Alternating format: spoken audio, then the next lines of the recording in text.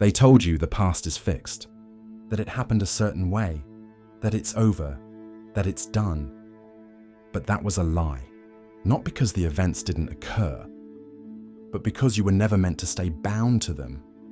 The past is not a prison, it's a program. And like any program, it can be rewritten. This isn't philosophy, it's metaphysical law.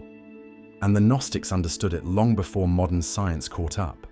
You see, to the Gnostic mind, the world you live in is not solid, it's not objective. It's a projection, a mirror, a dream filtered through belief, identity, and state of being. And that includes your past. The past isn't holding you back. Your memory of the past is. Your identification with the old version of you, that's what's still creating your reality today. Because in this mirror world, nothing is ever really back then. It's all now. It's all active, present, and vibrating, because you keep being the person who lived through it.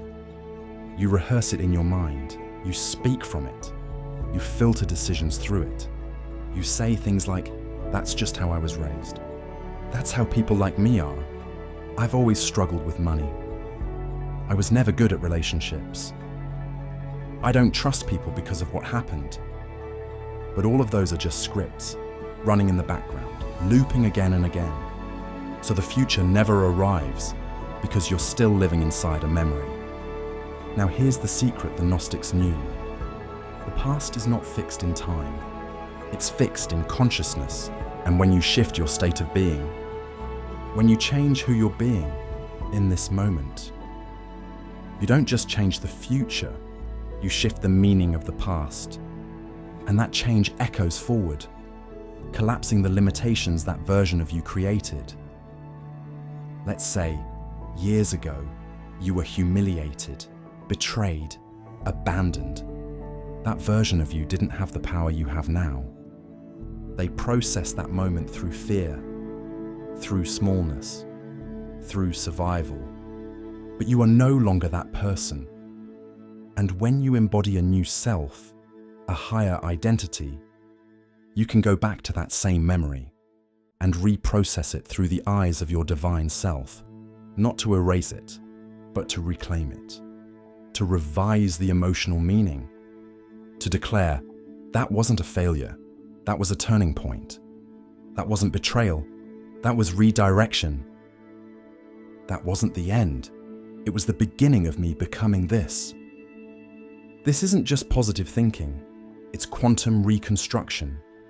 It's identity-level revision.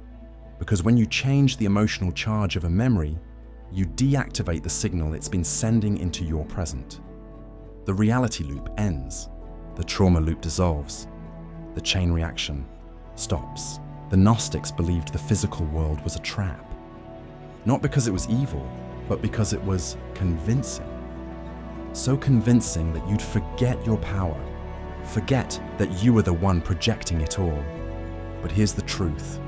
Every event from your past is still alive only through your attention. You are the one breathing life into it. So you can also choose to let it die. Or better, choose to let it transform. Try this. Close your eyes. Bring to mind a memory that still holds weight. Not the biggest wound. Start with something manageable. A moment of shame, a missed opportunity, a painful conversation. Now imagine that the person who lived that moment is gone. They've stepped aside, and you, the you who is wise, grounded, divine, you enter the scene. You walk into that memory not as a victim, but as a master. You see it differently. You see yourself differently. And from this elevated identity, you speak into that moment. What does your divine self say? What does it choose to feel now? What does it decide to believe from this moment forward? Because that, right there, is the rewrite. And when you do it correctly, you'll feel it. A release, a shift, a click in the field. That's the past reorganizing itself around a new energetic truth. Now, here's what happens next. When you return to the present moment, you will feel lighter, calmer, more powerful. And then things begin to change. People respond to you differently. You handle challenges with more grace. Money flows with less resistance. Opportunities appear without forcing. Why? Because the identity you've been being has changed, and your state no longer matches the pain you used to carry. The simulation updates, the mirror shifts, because you're no longer dragging the past behind you. You're standing in the present as the creator. You are not the person who was wounded. You are the one who awakens inside the dream.